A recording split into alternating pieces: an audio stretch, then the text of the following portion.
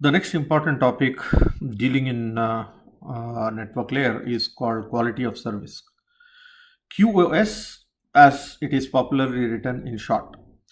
It is basically like QoS parameters. First, you need to understand what is the meaning of QoS. This is also a very lengthy topic. If you try to read from textbook, it will be very, very cumbersome.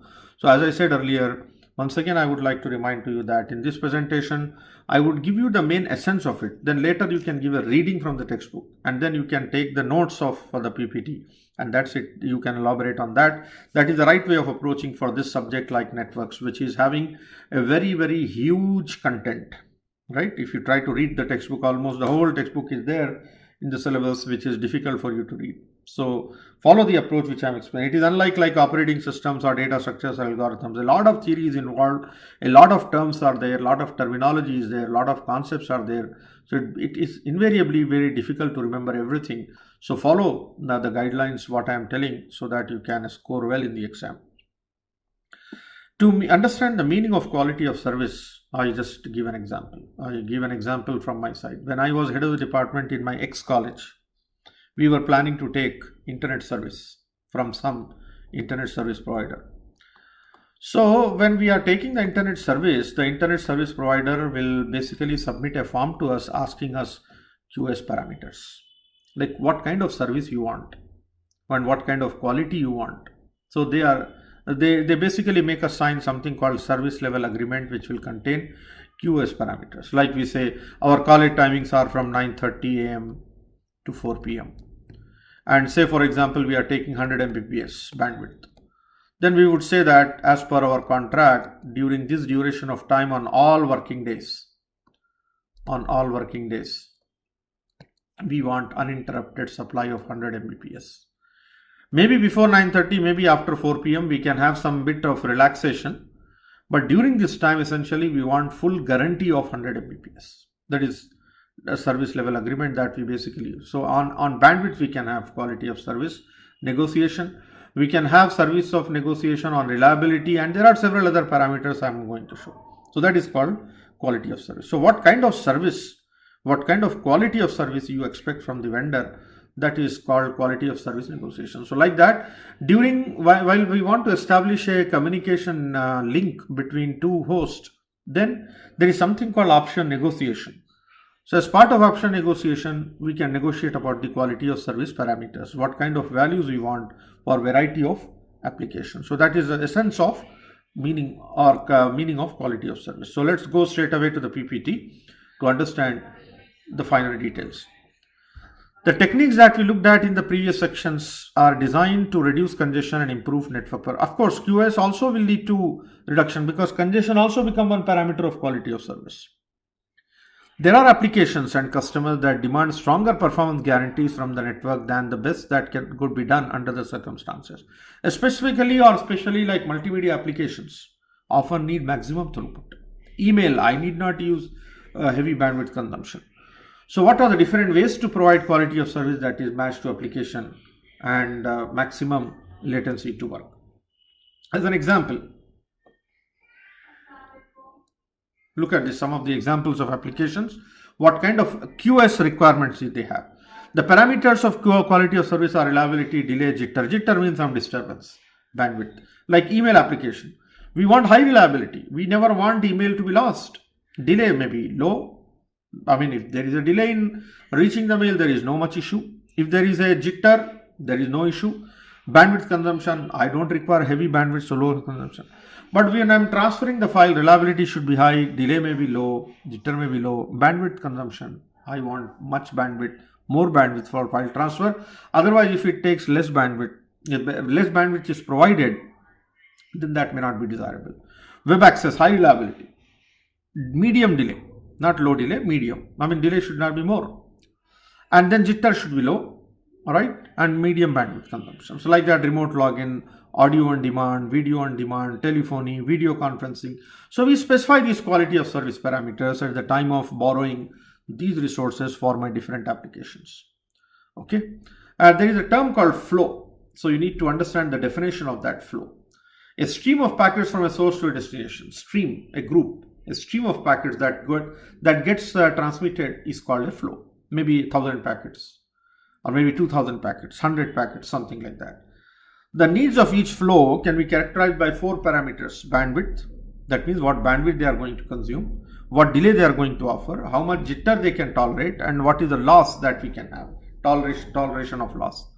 So together these demands, these determine what are called quality of service parameters for my flow. So every flow may have these parameters defining the quality of service parameters.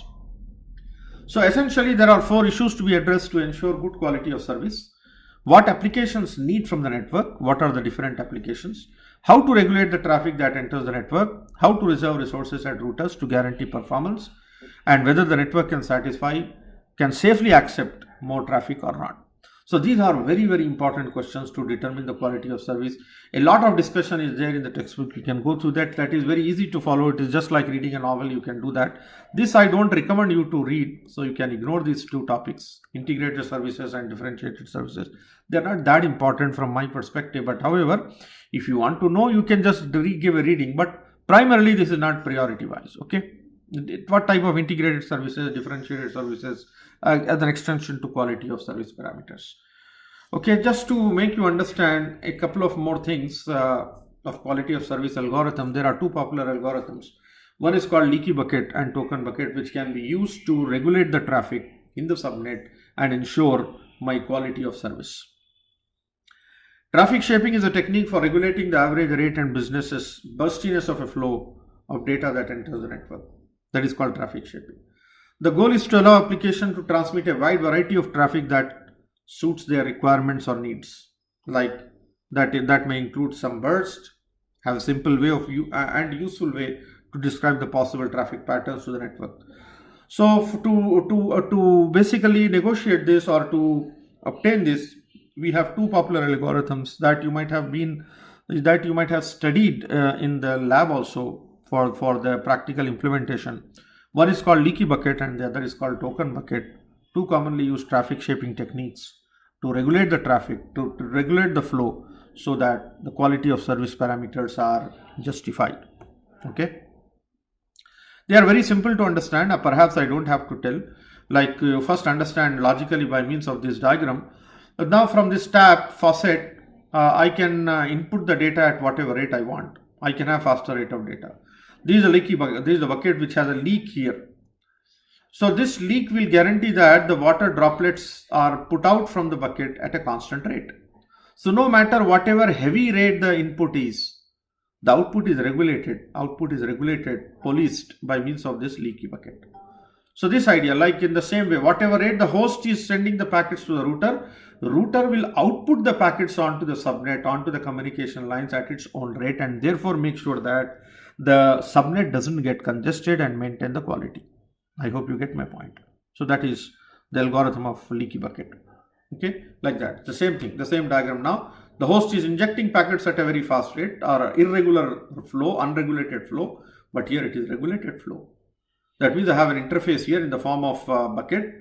That interface is injecting the packet out of the host, right? Out of the host, injecting the packet to the network at a very uniform rate and therefore guarantee quality of service. To understand that algorithm, let's read these points. The leaky bucket concept can be used to shape or police packets entering the network. Each host is connected to the network by an interface, this is important, containing a leaky bucket. To send a packet to the network, it must be possible to put more water into the bucket. If there is no water, there is no meaning of regulation. If a packet arrives and the bucket is full, the packet must either be queued up until enough water leaks out to hold it or discarded. The former might happen at a host shaping its traffic for the network as a part of the operating system. The latter might happen in hardware which approach is used at what circumstance is described here. This technique was proposed by Turner and is called leaky bucket algorithm. I am sure in the lab you might have implemented this. Okay. The other is called token bucket concept. In the case of token bucket concept, we assume the router or the interface is assumed to have a set of tokens, and to transmit to output a packet I need one token. So depending on the number of tokens, only those many packets can come out. Suppose if the bucket is carrying 3 tokens, then only whatever the rate the packets are coming here, only 3 packets can flow. So this is also a good approach. If tokens are not available, we can't inject, we can't output the packet, we can't flow out the packet from the interface. So availability of tokens indicate the load that the network can handle. That is called token bucket algorithm. Okay. So this is the scenario here. Initially I have 1, 2, 3, 4, 5 packets. 3 tokens are available. So out of 5, 3 can be forwarded. So which 3 should be forwarded will again depend on the scheduling technique. Scheduling is also an aspect which can be applied here. So out of these 5, maybe the first 3 or the last 3, they are injected out, and then the other 2 are still queued up. And we have the steps in the algorithm of this. So this is a different but equivalent formulation is to imagine the network interface as a bucket that is being filled. The tap is running at a rate R and the bucket has a capacity of B. So R may be higher than B.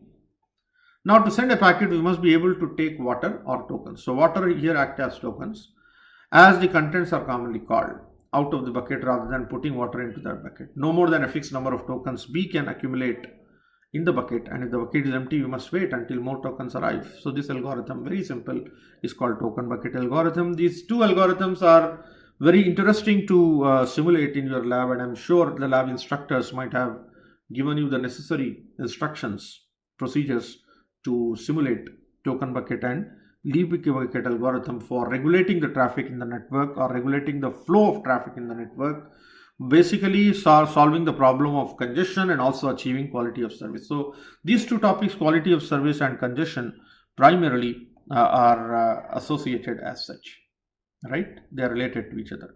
So these two are also supplementary topics. I don't consider them as important, but however, because it is part of your syllabus, so I thought let us have a brief discussion about these two aspects, details of them.